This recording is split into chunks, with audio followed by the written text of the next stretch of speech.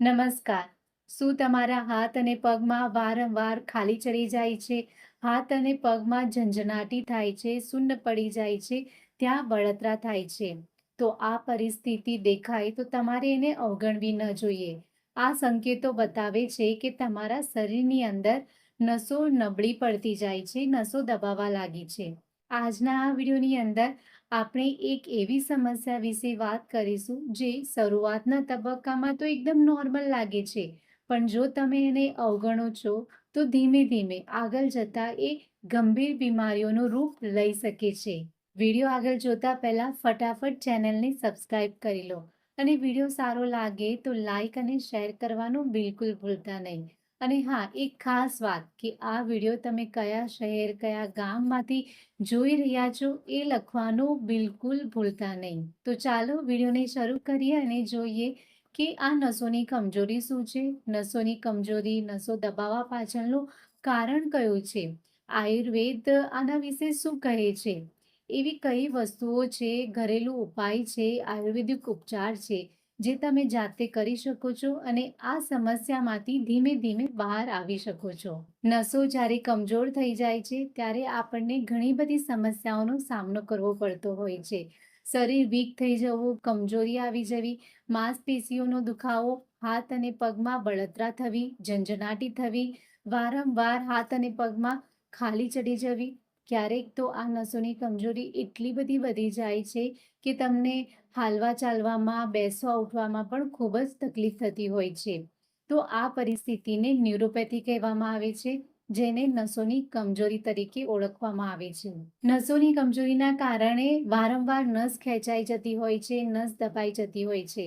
અને આ તમે અનુભવ્યું પણ હશે અથવા તો કોઈના મોઢે સાંભળ્યું પણ હશે. ચાલો મોડર્ન સાયન્સ શું કહે છે નસોની કમજોરી માટે એ જાણી લઈએ.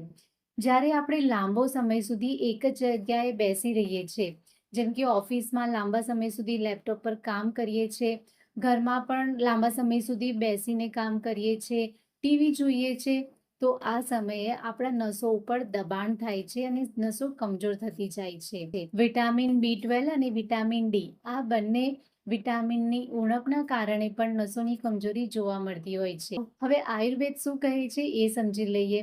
આયુર્વેદ એવું કહે છે કે જ્યારે આપણા શરીરની અંદર વાત દોષ વધી જાય છે, વાતનો પ્રકોપ વધી જાય છે, ત્યારે નસ ખેંચાઈ જવી, નસ દબાઈ જવી, નસો કમજોર થઈ જવી, નસો ઉપર દબાણ સહન કરવાની શક્તિ ઘટી જવી, તો આ બધી સમસ્યાઓ જોવા મળતી હોય છે. એટલે જો તમે આ નસોની કમજોરીને દૂર કરવા માંગો છો તો આયુર્વેદ પ્રમાણે તમારે પહેલા તો તમારા શરીરની અંદર વાત દોષને ઓછો કરવો પડશે, વાત દોષને બેલેન્સ કરવો પડશે. એ પછી તમે જે પણ દવાઓ લેશો, જે પણ ઉપાયો કરશો, એની સીધી અસર તમને દેખાશે. હવે જ્યારે નસ દબાઈ જાય છે, નસ ખેંચાઈ જાય છે, તો એ સમયે આપણે કયા આયુર્વેદિક ઉપાયો કરી શકીએ જેનાથી આપણને રાહત મળે.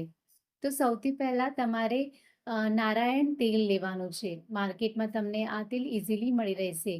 આ તેલની તમારે હાથ અને પગની ઉપર માલિશ કરવાની છે. જ્યાં પણ તમને નસ દબાઈ ગઈ હોય, નસ ખેંચાઈ ગઈ હોય એ ભાગ પર તમારે આ તેલની 5 મિનિટ માટે મસાજ કરવાની છે. મસાજ એકદમ ફાસ્ટ નથી કરવાની, એકદમ હળવા હાથે તમારે એ ભાગ પર માલિશ કરવાની છે. હવે તમારે એક ગરમ રૂમાલ લઈ લેવો અથવા તો શેક કરવાનું એક બોટલ આવે છે એ લઈ લેવી અને એનાથી તમારે આ ભાગ પર શેક કરવાનું છે. જો તમે નારાયણ તેલથી માલિશ ન કરવા માંગતા હોય તો તમે ઘરે પણ આ તેલને બનાવી શકો છો. તમારે 2 ચમચી તલનું તેલ લેવાનું છે. એની અંદર 2 થી 3 કરી લસણની નાખવાની છે. લસણ સારી રીતે શેકાઈ જાય પછી ગેસ બંધ કરીને આ તેલને ઠંડુ થવા દેવાનું છે. આ લસણવાળા તેલથી તમારે ખેંચાઈ ગયેલી નસ ઉપર, જ્યાં પણ નસ દબાઈ હોય એ ભાગ ઉપર હળવા હાથે માલિશ કરવાની છે. જ્યારે તમે તેલથી હળવા હાથે મસાજ કરો છો ત્યારે ખેંચાઈ ગયેલી નસ રિલેક્સ બને છે, તમને ત્યાં આરામ મળે છે. જો નસોની કમજોરીને દૂર કરવા માટે નસોને અંદરથી પોષણ આપવું પણ ખૂબ જ જરૂરી છે. એટલા માટે સૌથી પહેલા તમારે માર્કેટમાંથી અશ્વગંધા પાવડર લઈ આવવાનો છે. આ અશ્વગંધા પાવડર તમને કોઈ પણ આયુર્વેદિક દુકાને ઇઝીલી મળી રહેશે અથવા તો તમે ઓનલાઈન પણ આ પાવડરને મંગાવી શકો છો. અશ્વગંધા આયુર્વેદની અંદર નસોની કમજોરીને દૂર કરવા માટેનો સૌથી અસરકારક ઉપાય છે એમ કહી શકાય છે. અશ્વગંધા આપણી નસોની કાર્યક્ષમતાને વધારે છે. જો તમને ડિપ્રેશન, એન્ઝાયટી રહેતી હોય તો એની અંદર પણ તમને એના લાભ જોવા મળે છે. અશ્વગંધા નસોની કમજોરીને દૂર કરવા માટેની એક ખૂબ જ અસરકારક જડીબુટી છે. હવે આ પાવડરને કેવી રીતે લેવાનું છે એ સમજી લઈએ. રાત્રે સૂતા પહેલા તમારે 1 કપ ગાયનું દૂધ લેવાનું છે. એની અંદર એક નાની ચમચી તમારે અશ્વગંધા પાવડર નાખી દેવાનો છે. સારી રીતે મિક્સ કરીને પી લેવાનું છે. જો તમે આ પાવડરને દૂધ સાથે નથી લેવા માંગતા તો પાણી સાથે પણ તમે આ પાવડરને લઈ શકો છો. હુંફાળા ગરમ પાણી સાથે 1 ચમચી અશ્વગંધા પાવડરને તમારે પી લેવાનું છે. આયુર્વેદિક ઉપાયની સાથે સાથે તમારે તમારા ડાયટમાં પણ થોડા બદલાવ કરવાના છે. તમારે નસોની કમજોરીને દૂર કરવા માટેના મુખ્ય 3 વિટામિન છે એ ખાસ લેવાના છે. આની અંદર વિટામિન B1, B6 અને B12 ખૂબ જ મહત્વના વિટામિન છે. મેગ્નેશિયમ પણ નસોની કમજોરીને દૂર કરવા માટે ખૂબ જ હેલ્પ કરે છે. હવે આ ત્રણેય વિટામિન તમને મળશે ક્યાંથી? એના માટે તમે પમ્પકિન સીડને લઈ શકો છો, સૂરજમુખીના બીજને લઈ શકો છો, જેની અંદર આ ત્રણેય વિટામિન સારી માત્રામાં રહેલા હોય છે. તમે બદામ ખાઈ શકો છો, અખરોટને ખાઈ શકો છો, ખજૂર પણ ખૂબ જ સારું હોય છે આ ત્રણેય વિટામિન માટે. પણ અહીં તમારે ખાસ ધ્યાન રાખવાનું કે જ્યારે તમે ડ્રાય ફ્રૂટને ખાઓ છો ત્યારે હંમેશા એને પલાળીને ખાઓ. તો તમે કિશમિશને પણ ખાઈ શકો છો, પણ કિશમિશને તમારે પલાળીને ખાવી જોઈએ. તલ પણ ખૂબ જ સારો સ્ત્રોત છે આ ત્રણેય વિટામિન માટેનો. દૂધ, દહીં, છાશ, પનીર આ બધી વસ્તુને તમે તમારા ડાયટમાં એડ કરી શકો છો. જુઓ, આ 3 વિટામિનની સાથે સાથે એક બીજું વિટામિન પણ છે મેગ્નેશિયમ. એ પણ નસોની કમજોરીને દૂર કરવામાં ખૂબ જ હેલ્પ કરે છે. તો આ મેગ્નેશિયમ તમને ક્યાંથી મળશે? પાલકની અંદર મેગ્નેશિયમ સારું રહેલું હોય છે, બટાકા છે, શક્કરિયા છે, એની અંદર પણ મેગ્નેશિયમ સારી માત્રામાં રહેલું હોય છે. કેળા અને ખજૂર આ બંનેની અંદર મેગ્નેશિયમ ખૂબ જ સારી માત્રામાં રહેલું હોય છે. એટલે દિવસભર 1 થી 2 કેળા તમારે અવશ્ય ખાવા જોઈએ. ખજૂરને તમારે ઘી સાથે ખાવું, જેનાથી તમને એના મેક્સિમમ બેનિફિટ મળશે. કેળા અને ખજૂર આ બંને વસ્તુ નસોને અંદરથી પોષણ આપે છે, નસોની કમજોરીને દૂર કરે છે. નસોની કમજોરીને દૂર કરવા માટે અને એની કાર્યક્ષમતાને વધારવા માટે 2 વસ્તુ ખૂબ જ અસરકારક છે. એમાંની પહેલી વસ્તુ છે હળદર. હળદરની અંદર એન્ટીઓક્સિડન્ટ અને એન્ટી ઇન્ફ્લામેટરી ગુણ રહેલો હોય છે, જે નસોની કમજોરીને દૂર કરવામાં મદદ કરે છે.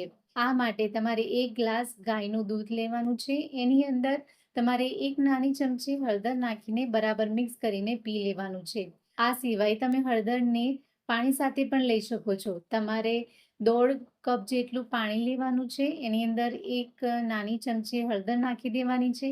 પાણીને 2 ઉભરા આવે એટલું ઉકાળવાનું છે. પછી આ પાણીને તમારે ગાળી લેવાનું છે. આ હળદરવાળી ચાને તમારે ધીમે ધીમે ઘૂંટડે ઘૂંટડે પી લેવાનું છે.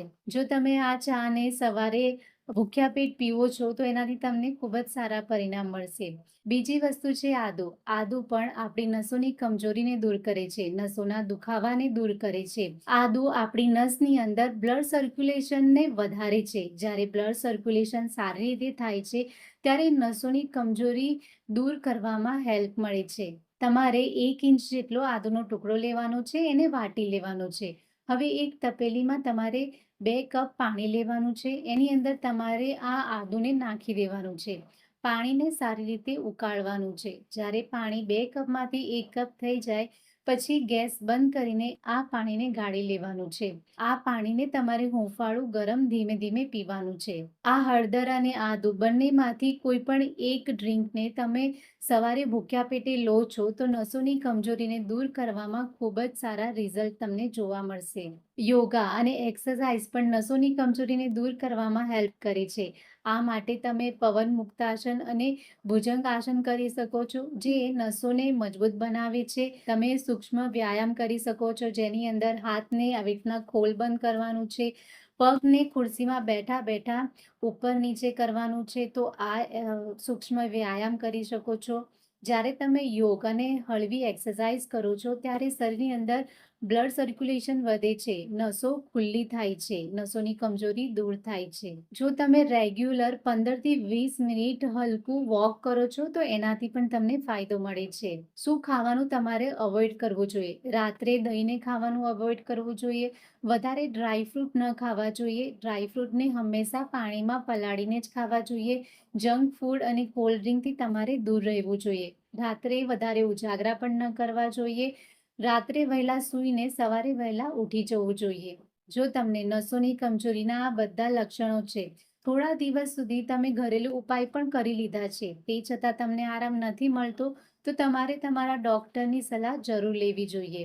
છેલ્લે નસોની કમજોરીને દૂર કરવા માટે હું તમને નાનકડો શિડ્યુલ બતાવી દઉં. જો તમે એ ફોલો કરશો તો તમને સારા રિઝલ્ટ મળશે.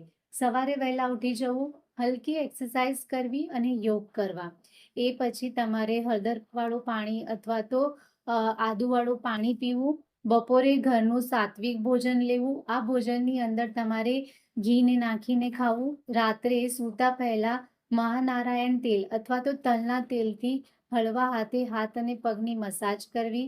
રાત્રે અશ્વગંધા પાવડરને દૂધ અથવા તો પાણી સાથે લેવું. આજથી જ શરૂઆત કરો, થોડો બદલાવ કરો, પછી જુઓ કેમ તમારું શરીર તમને સાથ ન આપે. ચોક્કસ તમને સાથ આપશે. ફરી મળીશું એક નવા વિડીયો સાથે. ત્યાં સુધી હંમેશા સ્વસ્થ રહો, તંદુરસ્ત રહો.